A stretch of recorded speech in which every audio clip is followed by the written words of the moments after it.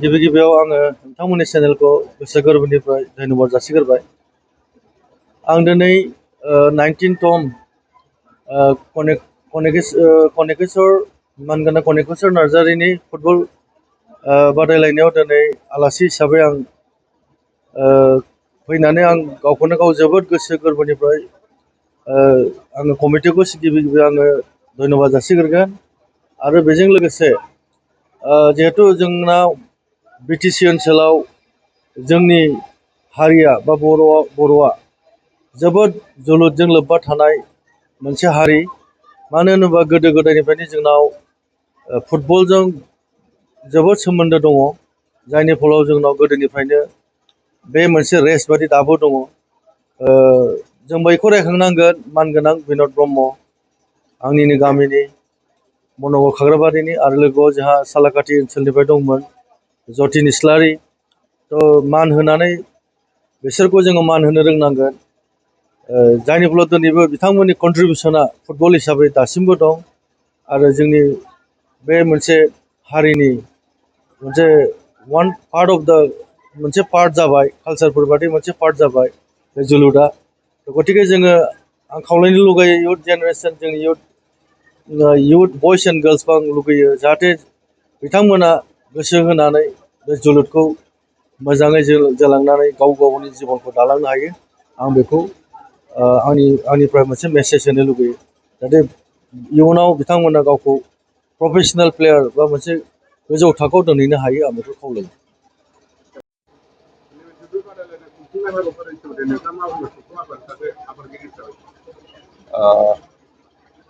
दिनैहाय जोंनि दुलाराय बर' फरायसा आफादनि गायसनगिरि आफादगिरि आरो मोनसे समनि बिएसिनि जे चिफ रुंसारि कनकेश्वर नार्जारिनि 19थि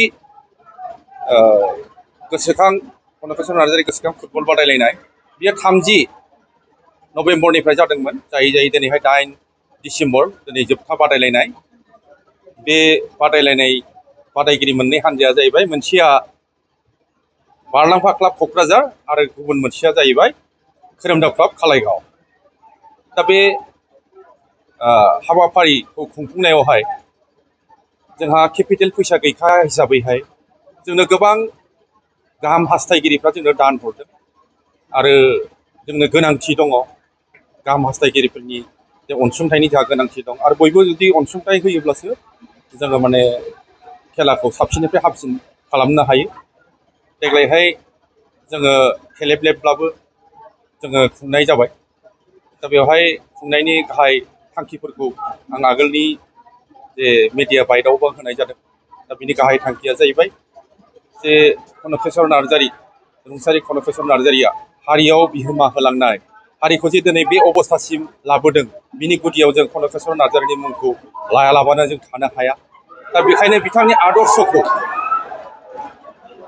बे बुहुमाव फोथांनानै लाखिनायनि नोजोरजोंहाय जोङो दिनै 19थि खेब खुंबोबाय, आरो जों इयुनावबो खुंलांबाय थानो जोङो सेस्था खालामगोन। आरो मोनसेया जाबाय जोङो जे जोंनि गेजेरावहाय गोजोन खौसेथि मोनसे दानाय, गोबां दोलोफोरनि गेजेराव, गोबां धोरोमफोरनि गेजेराव, गोबां हारिनि गेजेराव जोङो माने खौसेथि मोनसे लाबोनायनि मोनसे थांखि।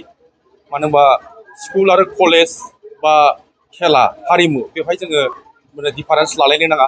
दा जोङो लोगोथिखौ गुडविल क्रिएट खालामनो थाखायबो जों दिनैहाय बे माने खेलाखौ खुंबोबाय थादों, आरो बिनि फिथाइखौबो जों एसे मोनदों। आरो बिनिफ्राय जोंनि गेजेराव जायफोर लाइमोन उन्दै उन्दै गथ'फोर, बिसोर क'क्राझार गुवाहाटि बायदियाव थांनानै गिदिर खेलाफोरखौ जोङो नायनो हाया।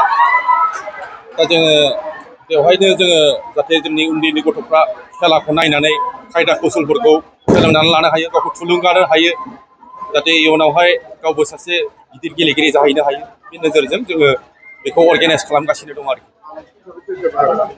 दिनैहाय गाहाय आलासिया जोंहा फैनो गोनाङा जे एमएलए जोंहा रबिराम नार्जारि सारमोन, आथिखालनि बिटिसिनि इएममोन।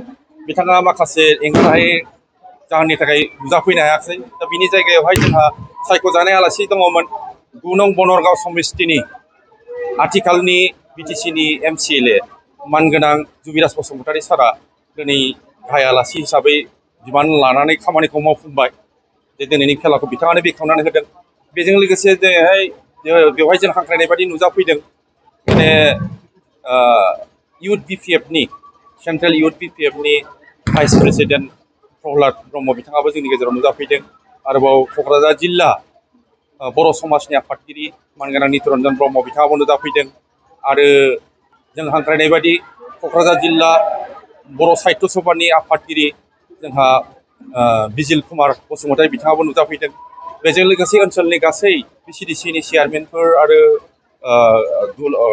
क'क्राझार जिल्ला बर' फरायसा आफादनि बोसोनगिरि रथिन्द्र नाथ नार्जारी बिथांजों लोगोसे क'क्राझार जिल्ला दुलाराय बर' फरायसा आफादनिनो लोगो गाहाय नेहाथारि बिनय मुसाहारि बिथाङाबो जोंनि गेजेराव नुजाफैदों आरोबाव क'क्राझार जिल्ला आइजो अनसाय आफादनि एबा आबोबनि गाहाय नेहाथारि जोंहा राजश्री बसुमतारी बिथाङाबो जोंनि गेजेरावहाय दिनै आलासि हिसाबै नुजाफैदों।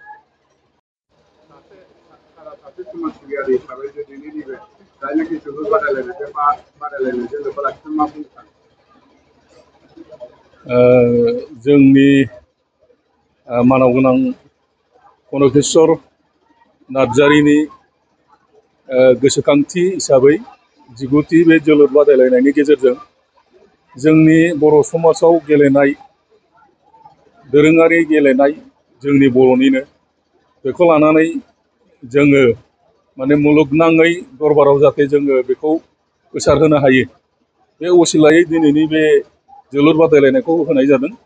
दा बिनि गेजेरजोंनो जोंनि गेजेराव 13 बोसोर बैसोनि जोलुर बादायनाय आरो 17 बोसोर बैसोनि जोलुर बादायनाय बे टुर्नामेन्टखौबो जोंनि RSC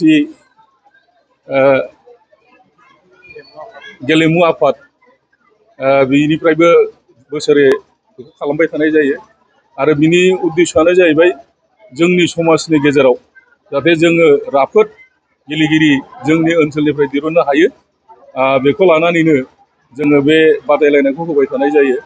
दा जाय हक जेखि जाया मानो जोंनि बर' हारिनि गेजेराव मुलुग दरबाराव दा मिथिजानाय जाहैबाय जिहेतु जोंनि क'क्राझाराव दुरान्ड काप बे सफैनायनि उनावनो बे दुरान्ड कापनि गेजेरजोंनो सारा मुलुगाव माने बुंनो थाङोबा बे बल गेलेनाय जोलुर बादायलायनाया दा गोसारनानै दङ। दा जों बेखौ बर' हारि जानानै गौरब खालामो आरो बर' समाजनिफ्राय बेखौनो जोङो एकदम प्राउड फिल खालामो बा गौरब खालामो आरो